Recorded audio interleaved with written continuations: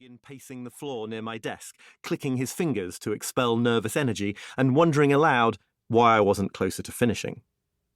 The answer, as I doubtless told him on several occasions, is that writing an intelligent-seeming 2,000-word article in 7 hours flat on a topic about which you previously knew nothing is a fundamentally preposterous undertaking. Still, it had to be done, and so my days at The Guardian were shot through with the feeling of being on the back foot, fighting against time, and needing to buckle down immediately if I were to stand any chance of closing the gap. Not that I can really blame my editor for any of this. By that point in my life, I was already on intimate terms with the feeling of playing catch-up.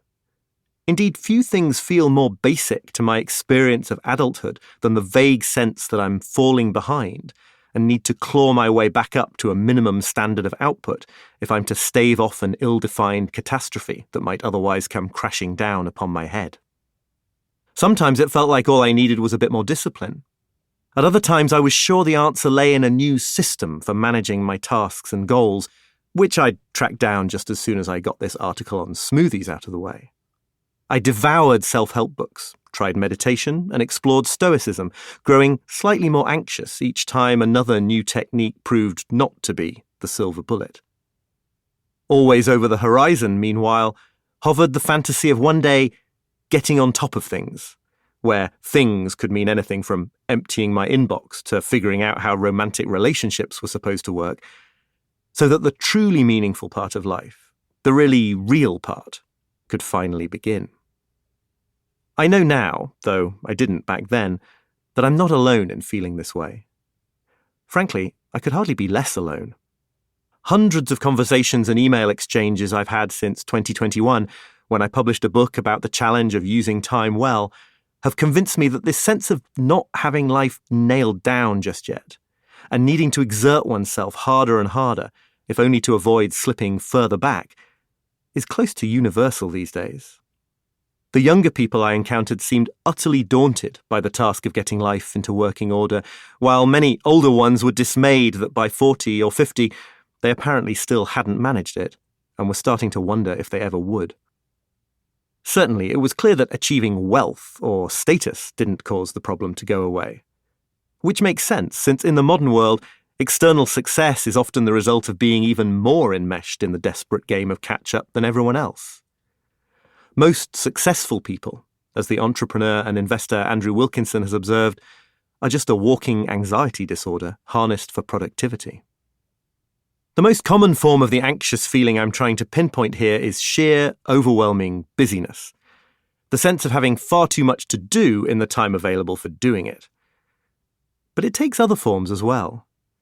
For some, it manifests as imposter syndrome, the belief that there's a basic level of expertise that pretty much everyone else has attained, but that you haven't, and that you won't be able to stop second-guessing yourself until you get there. It also arises for many of us in the feeling of not yet having cracked the code of intimate relationships, so that for all our outward accomplishments, we feel thwarted on a daily basis by the bewildering complexities of dating, marriage, or parenting. For still others, the falling behind feeling is mainly a matter of believing they ought to be doing more to address the national and global crises unfolding around them, but having no idea what they could do as individuals that could possibly make any difference.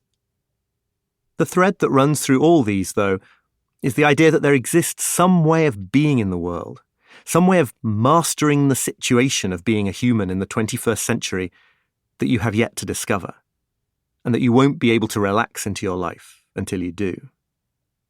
Yet the worst of it is that our efforts to address the problem seem only to exacerbate it. In my book, 4,000 Weeks, I labelled one version of this the efficiency trap, to describe the way that when you get better and faster at dealing with an incoming supply of anything, you often end up busier and more stressed. Email is the classic example. Vowing to address the deluge, you start replying more promptly, triggering more replies, many of which you'll need to reply to, plus you acquire a reputation for being unusually responsive on email, so more people consider it worthwhile to email you in the first place. Moreover, as you struggle to handle everything, your days begin to fill with less important tasks, because your belief that there must be a way to do it all means you flinch from making difficult decisions about what's truly